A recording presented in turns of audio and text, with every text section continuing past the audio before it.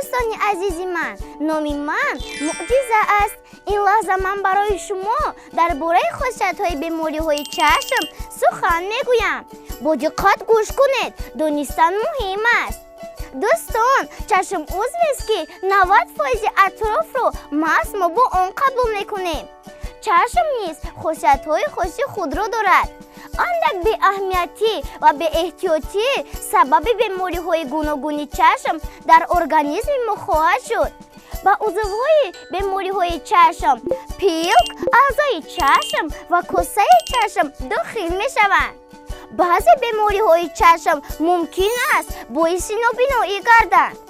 خوب دوستان، عموما چشم خاصیت‌های زیاد دارد و خیلی موضوعی وسیع می باشد. با مرور زمان آهسته آهسته همه خاصیت‌هایش را می آموزید. اما من این لحظه به شما تنها آید به موضوع تاثیر مکانیکی و کیمیایی سخن می گویم. یعنی هنگام آسیب رسی چشم و یاری اولین آن کمی معلومات می دهم. با عملیابی آسیب چشم اساساً دو نمود می شود: ضربه و لطخوری. با گروه ضربه موش، توپ، سنگ، گلوله برف و با مانند اینها داخل می شوند.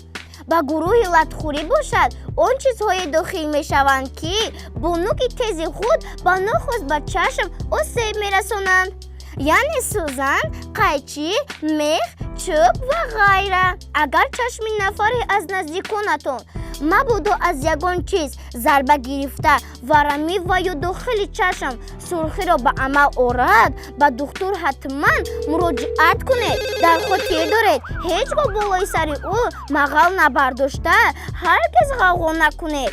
او را به جای آرام نشینانیده زود یاری اولین خود را رسانید. تا آمدن دکتر و یا تا به دکترخانه رفتن زود یخ و یا یگان چیزی خنک را از یخدان گرفته به چشم گذارید.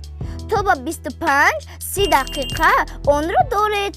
برای یاری اولین اجرا کردن همین دو عمل مهم است. اگر به گوهرک چشم آسیب رسیده باشد این علاقه مسئله جدی است.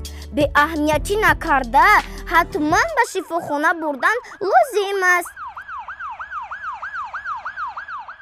تا به دکترخانه آمدن حتما چشم را با یگان متای تازه پختگین بندید.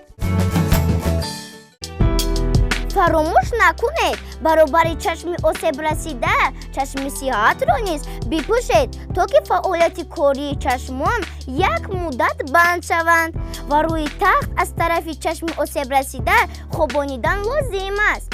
در خاطر دارید تا آمدن دکتر خودسرانه هر گونه داروهای آنتیسپتیکی را استفاده نبرید. بگذار که داروی بیماری چشم باشد. ملهم‌های گوناگون را نیز در چشم نمالید.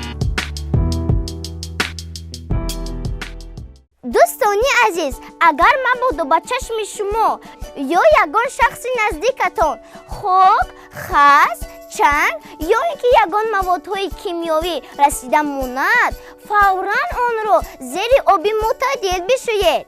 بعد شستن تا از سوخته ماندن چشمانتان را زود کار فرمانید. با چنین عمل چشم با آب خودش را تازه می کند و چشمتان از سوختن می ماند. بیماری‌های چشم را ساحه مخصوصی طب افتالمولوژی می آموزد. برای معالجه آن به دکتر چشم مراجعت کردن لازم است. هر یک درمانگاه به خود دکتر مخصوصی چشم دارد. شما می توانید آید این بیماری تنها به درمانگاه ناحیوی آمده از دکتر چشم مصلحت بگیرید. همسالان عزیز، همیشه در همه حالت خود را احتیاط کنید. از اشیاءهای ضرررسان خود را امین دارید. هنگام بیماری از تشخیص طبیبان گذرید. خودسرانه به خود معالجه کنید. راه ندهید. همیشه سلامت و بردم باشید. خیر بچه‌های عزیز، تا باز دید.